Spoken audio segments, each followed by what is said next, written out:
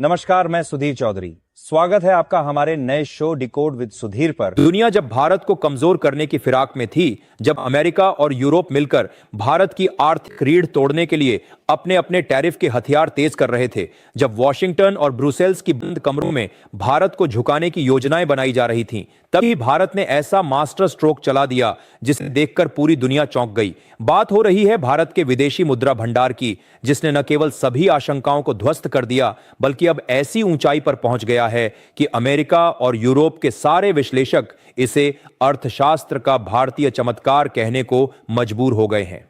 जिस वक्त ट्रंप की तरफ से 25% इंपोर्ट टैरिफ की धमकी दी गई, ज्यादातर देशों की करेंसी और रिजर्व लड़खड़ा जाते, लेकिन भारत ने न सिर्फ खुद को स्थिर रखा बल्कि अपने विदेशी मुद्रा भंडार को बढ़ाकर 698.19 बिलियन डॉलर तक पहुंचा दिया।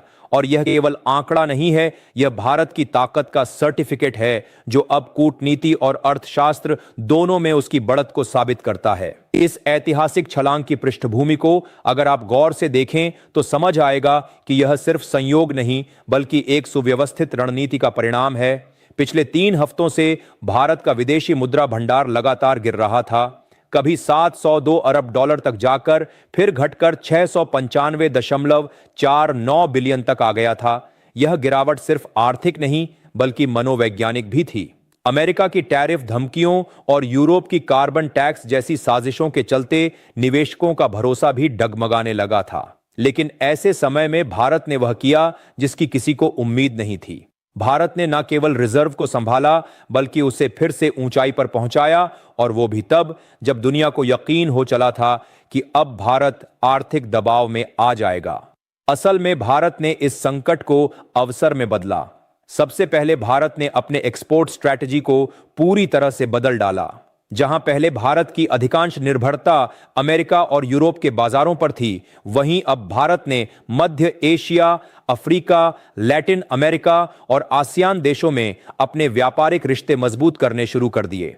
फार्मास्यूटिकल्स, टेक्सटाइल, एग्रो, डिफेंस और आईटी सेक्टर का माल अब नई नई दिशाओं में भेजा जा रहा है। इससे जहां एक तरफ एक्सपोर्ट में स्थिरता बनी, वहीं दूसरी ओर फॉरेक्स रिजर्व में लगातार डॉलर और यूरो की आवक बनी रही।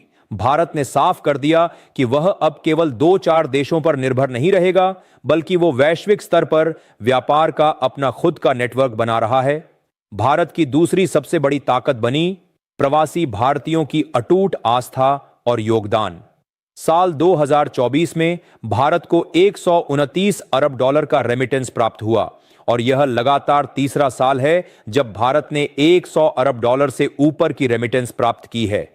यह न केवल भारत की अर्थव्यवस्था के लिए एक बड़ी राहत थी, बल्कि यह उस विश्वास का प्रमाण है जो दुनिया भर में बसे भारतीय अब अपने वतन के लिए महसूस करते हैं। यह पैसा सिर्फ एक ट्रांजैक्शन नहीं है, यह है भारत के प्रति निष्ठा, भरोसा और भागीदारी। अमेरिका, कनाडा, यूएई, सिंगापुर जैसे देशों में बसे भारतीयों ने यह दिखा दिया कि भारत उनके दिल में है और भारत की तरक्की में उनका खून पसीना भी शामिल है।